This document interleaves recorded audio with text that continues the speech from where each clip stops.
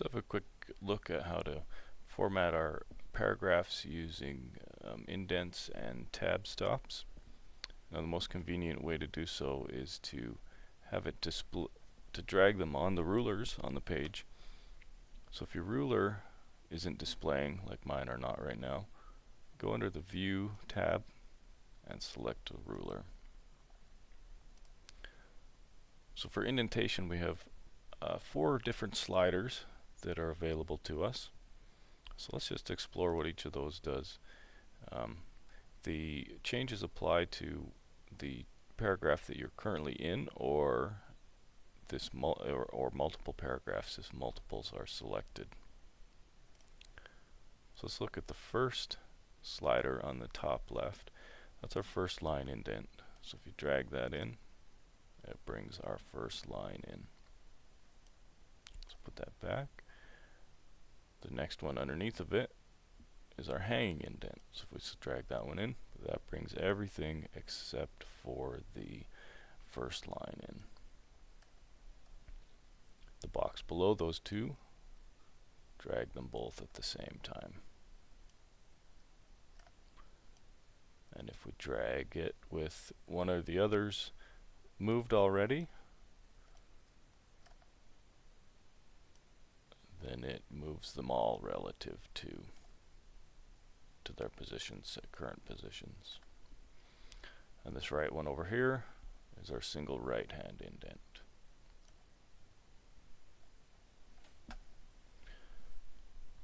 And then to demonstrate to do more than one paragraph, you don't have to select the whole of the paragraphs, but just make sure that part of each is selected.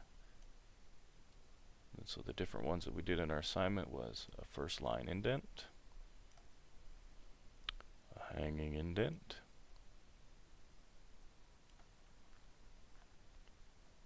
and then we did one where we indented both sides of a paragraph.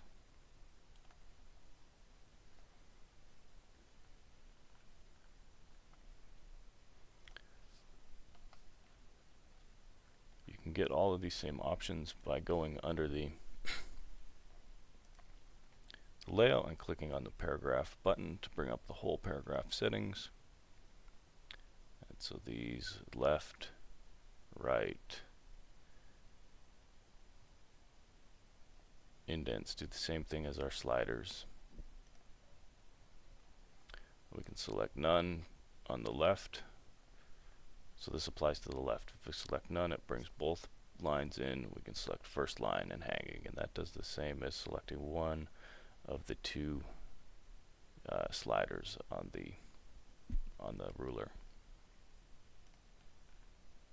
So let's have a quick look at tabs. So by default, if we type something, then hit tab, it'll bring us space in. Else. And then tab again, bring us out of space. So if we want to control where those things end up rather than just going by default spacing, we can select what kind of tab we want to put in. So a left is going to line up everything on the left. And then we have center, a right, period, and a vertical line.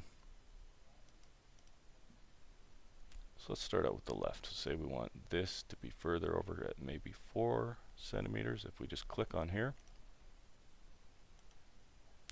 that's going to put in our first left indent. And so you see our next piece of text lined up with that indent that we just dropped on there. Sorry, the tab we just dropped on there. Let's check out a center one. Maybe we want the next piece of text to be centered below that point. Another option is our decimal. So say we're going to have numbers next under 14, and we want the period to line up with that.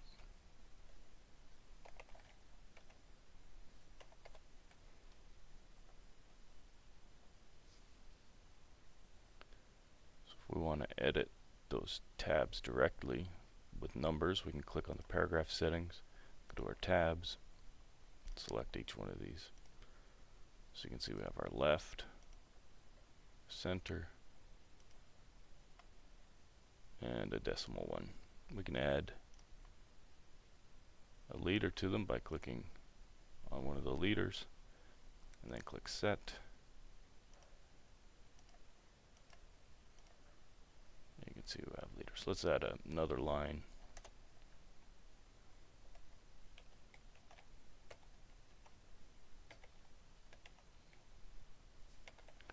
To demonstrate the periods. So it doesn't matter how many digits we put on either side of the period, it's going to keep that lined up nicely there.